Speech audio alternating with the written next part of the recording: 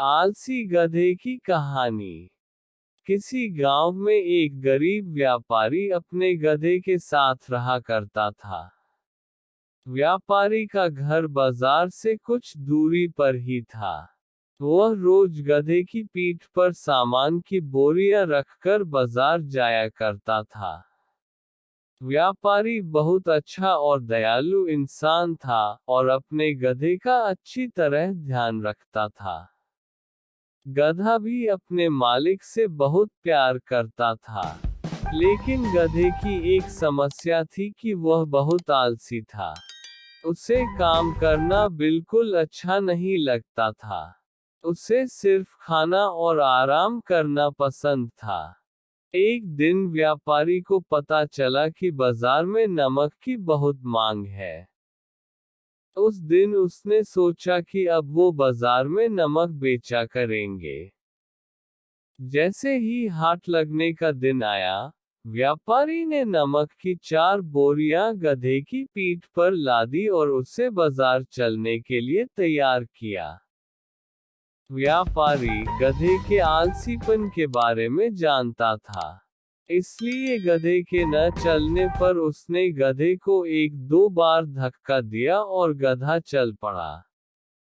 नमक की बोरियां थोड़ी भारी थीं, जिस वजह से गधे के पैर कांप रहे थे और उसे चलने में मुश्किल हो रही थी।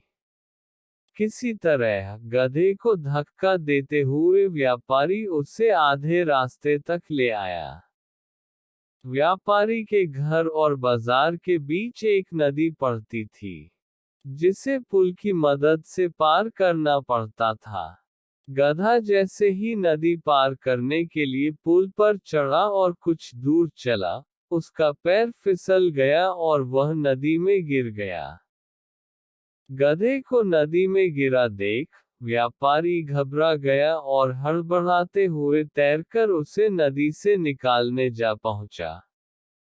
व्यापारी ने किसी तरह अपने गधे को नदी से बाहर निकाल लिया।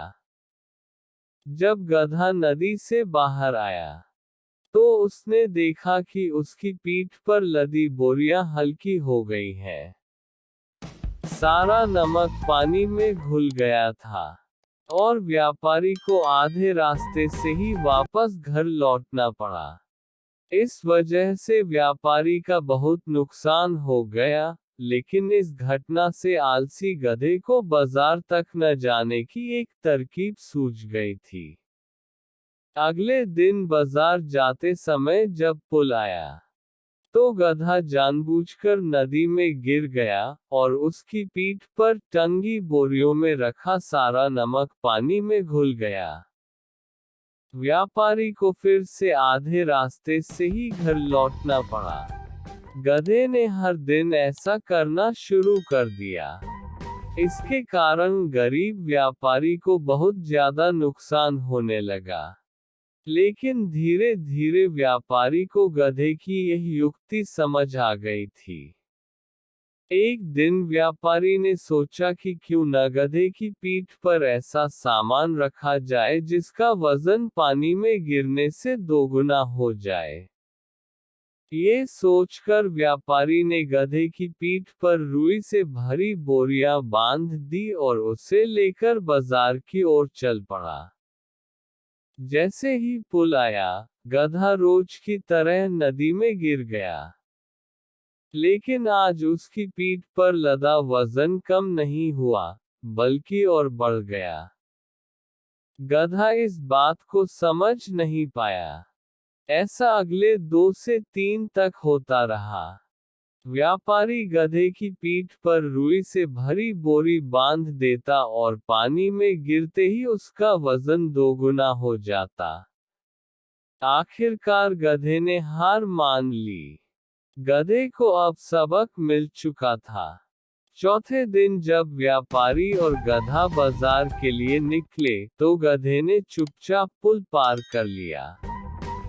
उस दिन के बाद से गधे ने कभी भी काम करने में आलस नहीं दिखाया और व्यापारी के सारे नुकसान की धीरे धीरे भरपाई हो गई। कहानी से सीख। बच्चों, आलसी गधे की कहानी से हमें ये सीख मिलती है कि अपने कर्तव्य का पालन करने में कभी भी आलस नहीं दिखाना चाहिए। साथ ही, व्यापारी की तरह सही समझ और सूझबूझ से किसी भी काम को आसानी से किया जा सकता है।